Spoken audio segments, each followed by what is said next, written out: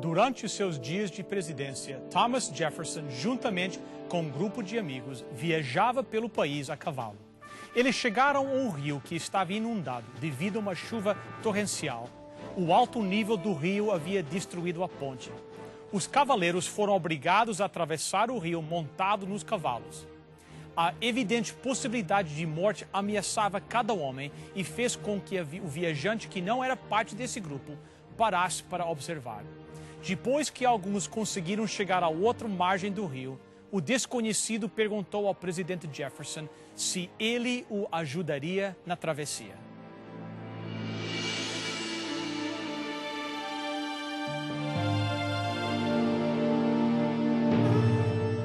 Venceu a prova do tempo. O livro de Deus, a Bíblia, ainda relevante neste mundo complexo. E está escrito, partilhando mensagens de esperança ao redor do mundo. Hoje no programa Está Escrito, o pastor Bill Santos apresenta o tema Andando pela Fé. O presidente concordou sem hesitar.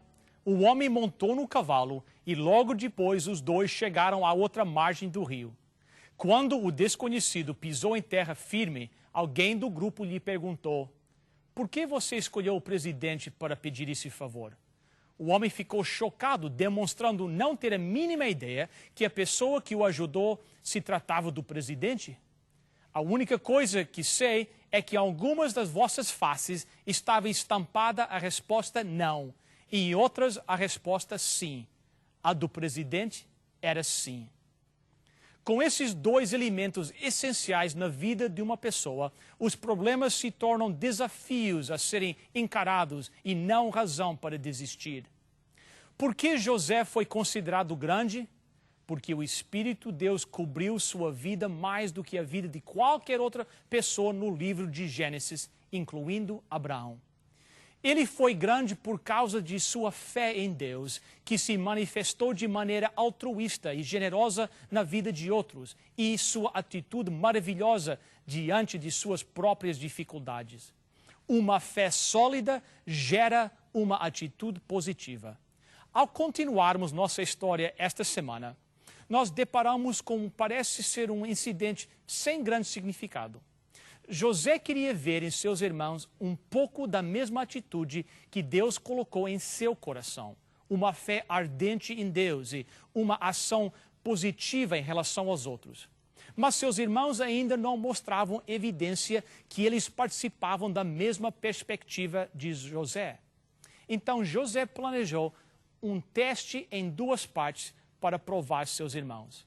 Gênesis 44, verso 1.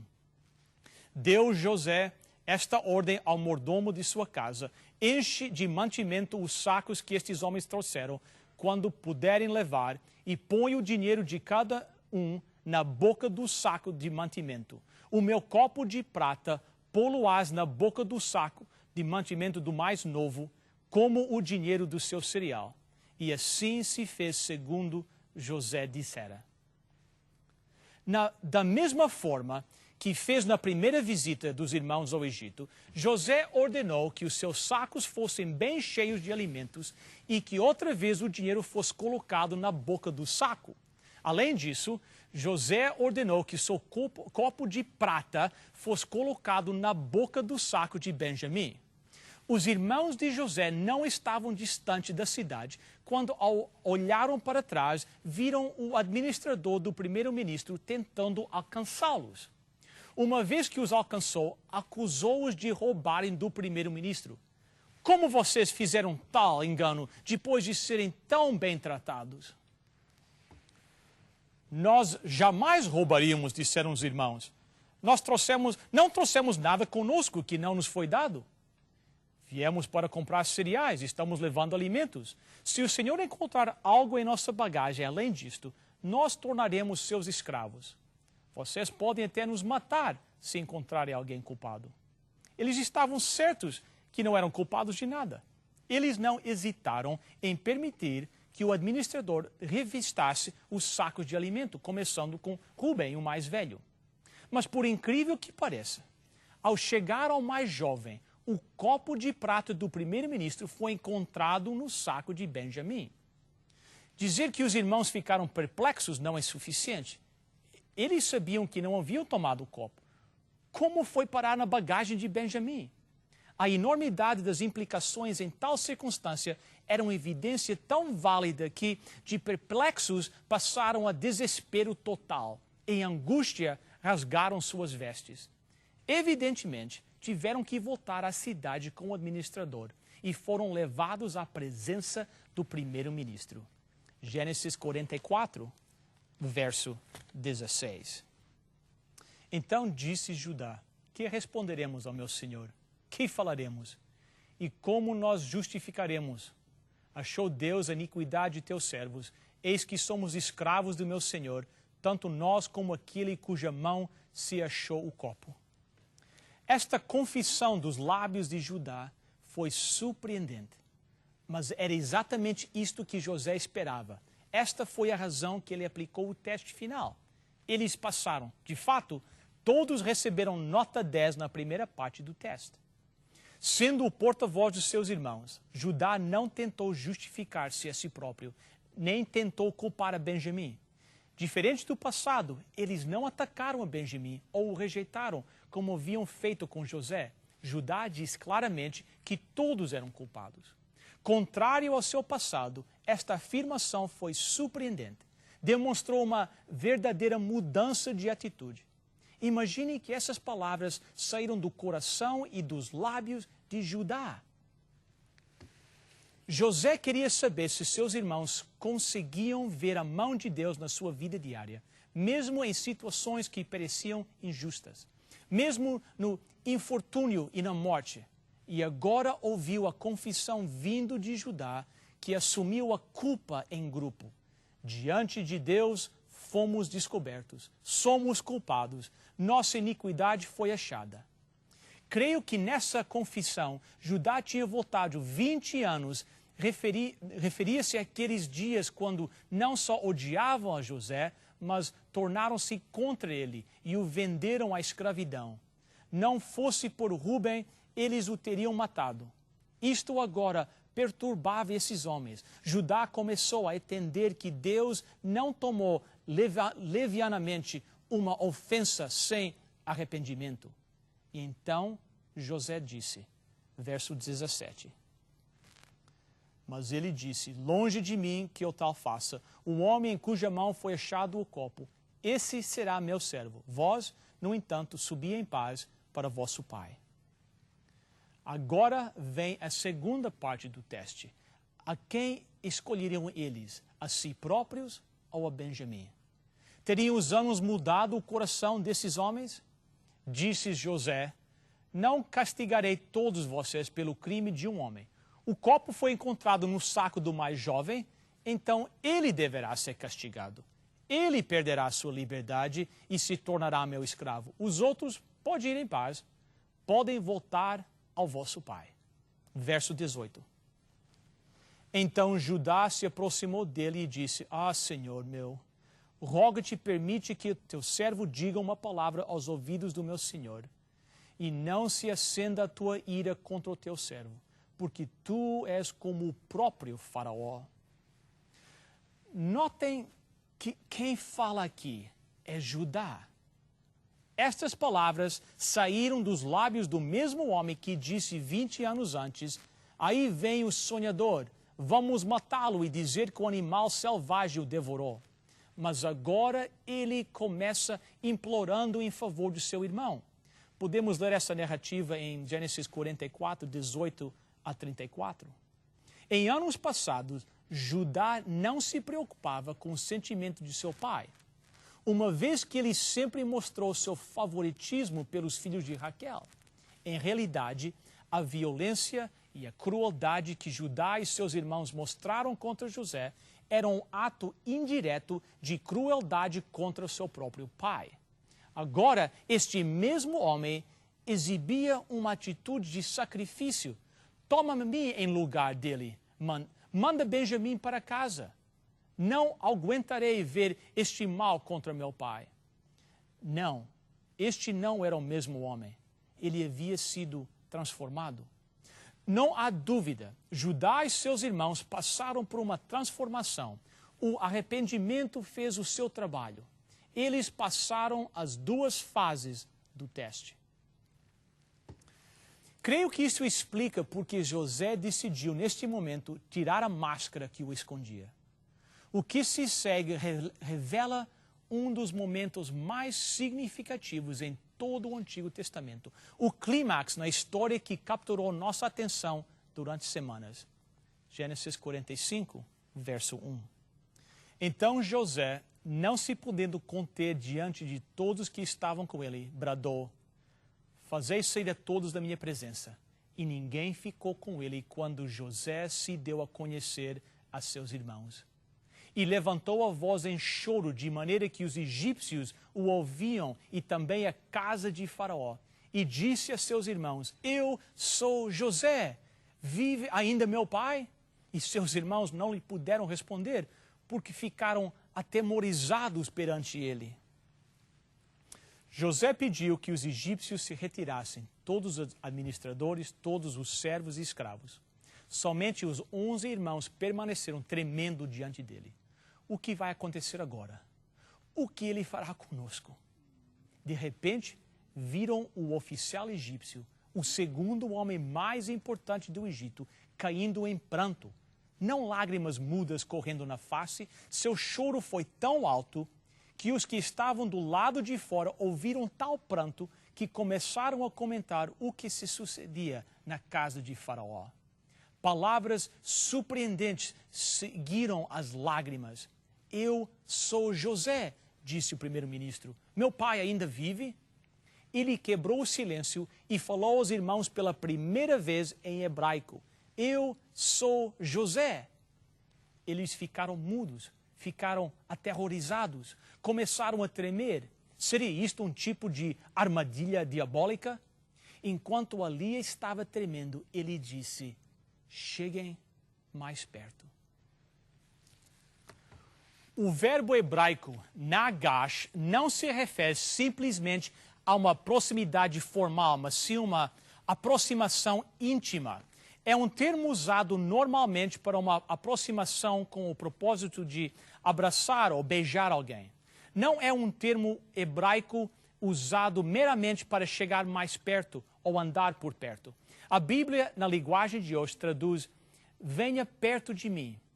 Creio que esta passagem pode significar que José queria que seus irmãos vissem sua face bem de perto. Isto seria evidência que ele era, de fato, um dos 12, não só um governador egípcio, mas irmão de carne e osso.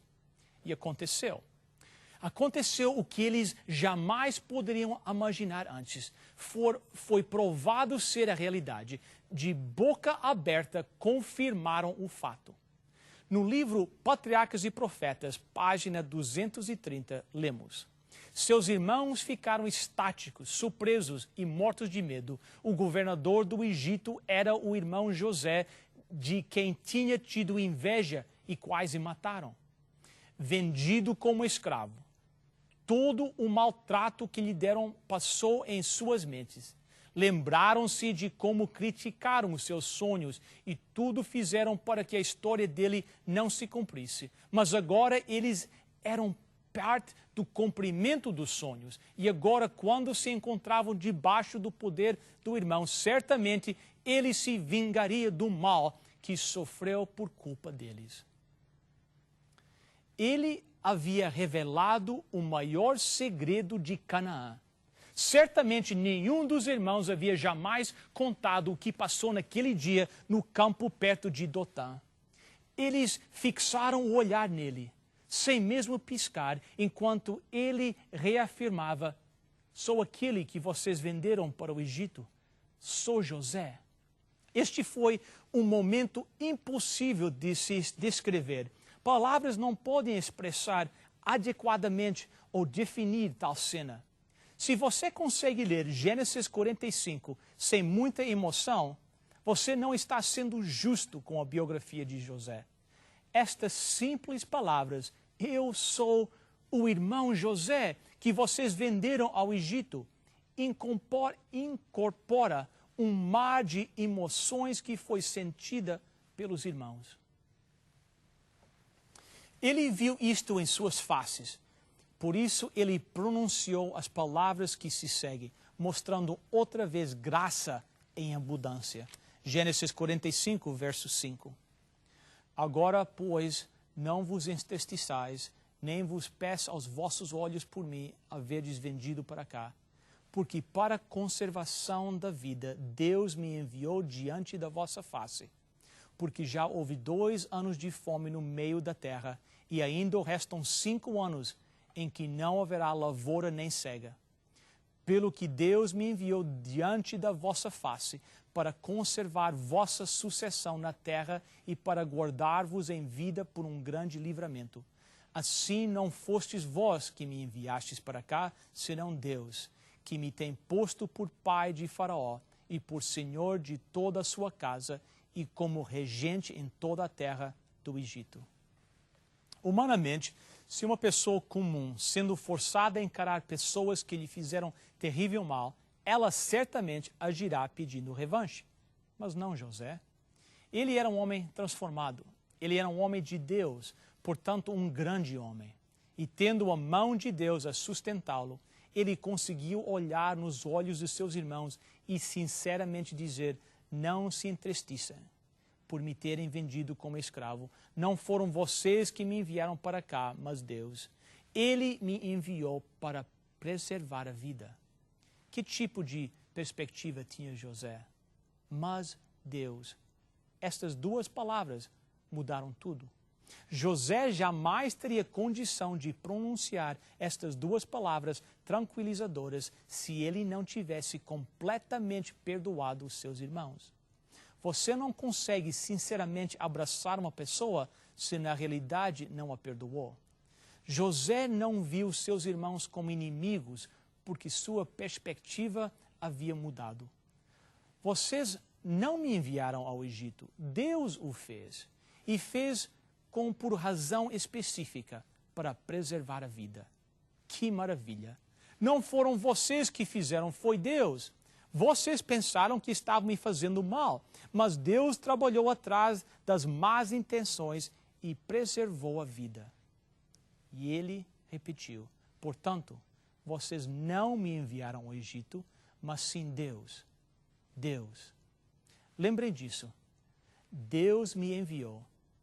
José era um homem que conduzia sua vida continuamente com perspectiva divina.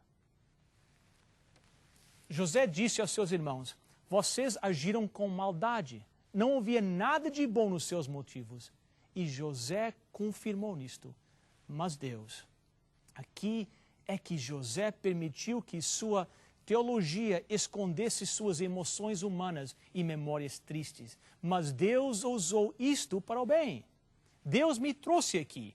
Ele planejou tudo. Ele organizou os eventos de tal forma que nada foi omitido.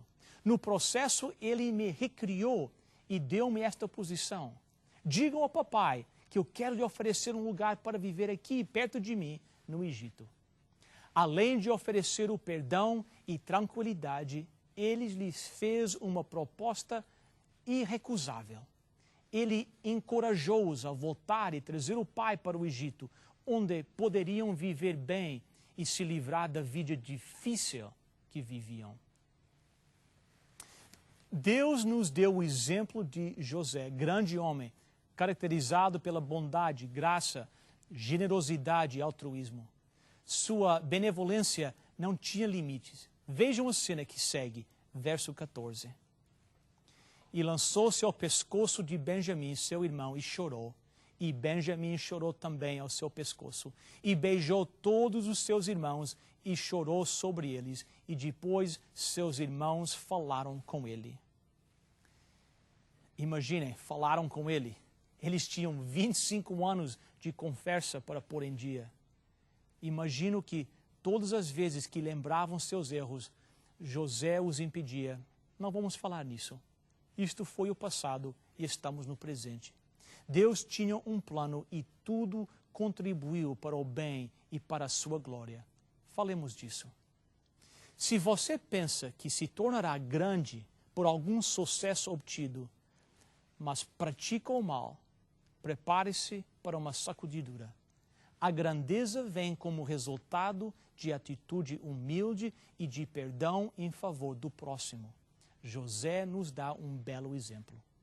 Thomas Jefferson estava certo ao afirmar: quando o coração está bem, os passos são rápidos.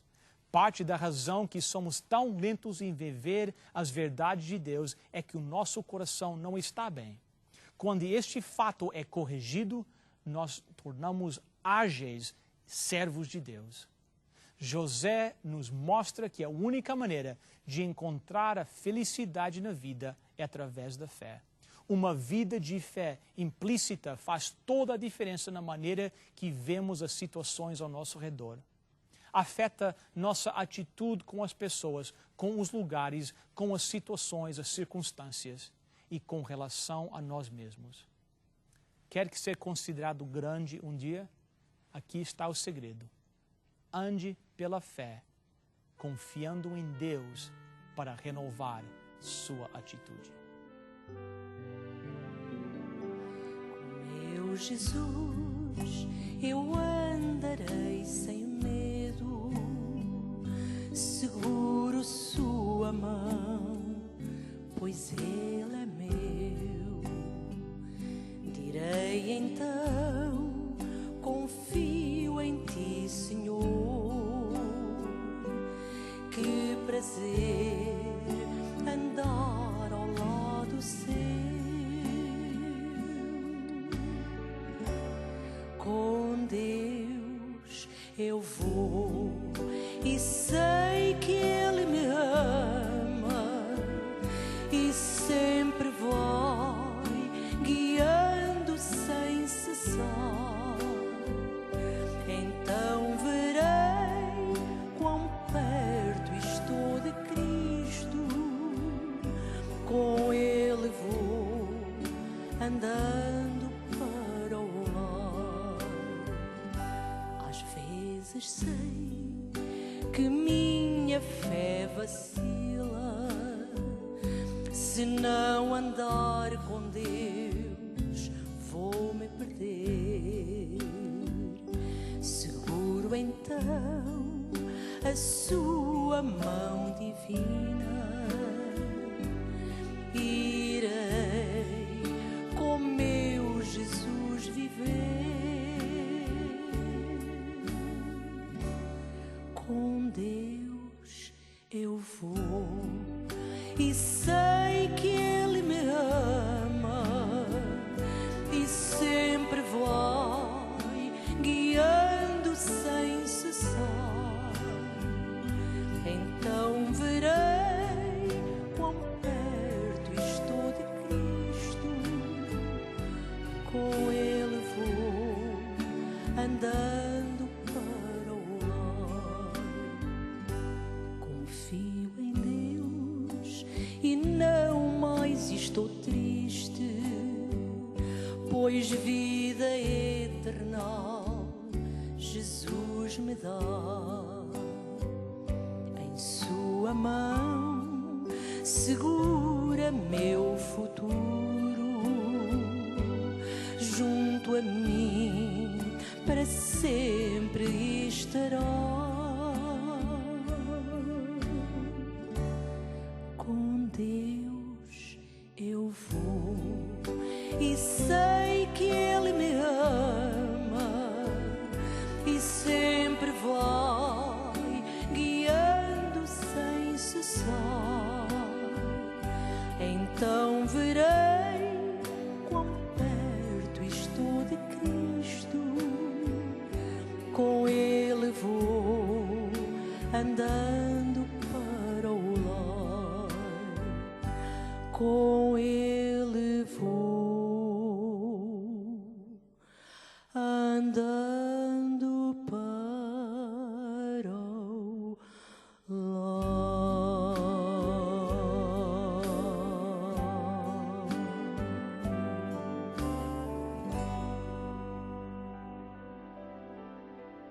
Querido Pai, nós te agradecemos as tuas bênçãos, nós te suplicamos que a tua graça possa transformar o nosso coração e a nossa atitude para com o nosso próximo. Em nome de Jesus. Amém.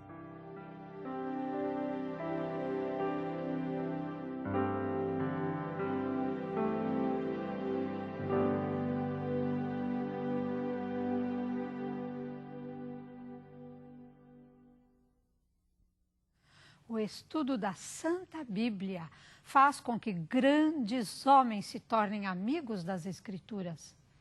Coelho Neto diz: o livro da minha alma, aqui o tenho, é a Bíblia. Conservo sempre a minha cabeceira e a minha mão. É dele que tiro a água para a minha sede da verdade. É dele que tiro bálsamo para as minhas dores. Empenhe-se você também ao estudo da palavra de Deus, e de seus lábios também transbordarão sábias afirmações, enaltecendo-a. Inscreva-se no curso bíblico que está à sua disposição. Para você solicitar a sua oferta de hoje, basta chamar o nosso número de telefone 416-259-8608. Chame agora mesmo. 416-259-8608. Lembre que a oferta é gratuita. A operadora necessita de seu nome, endereço, número de telefone, juntamente com o nome da oferta que você deseja. Se você preferir, poderá também escrever para Está Escrito, Box 2010, Oshawa, Ontário, L1H 7V4. Você receberá em sua casa gratuitamente a oferta solicitada, sem qualquer compromisso com o programa Está Escrito. Agradecendo as suas cartas, os pedidos de oração que nos enviam e também o seu apoio financeiro. Chegamos ao final de mais um programa. Como o tempo voa. Mas não se preocupe, na próxima semana estaremos aqui, no mesmo horário, no mesmo canal. E até lá, lembre-se. Está escrito: nem só de pão viverá o homem, mas de toda a palavra que sai da boca de Deus.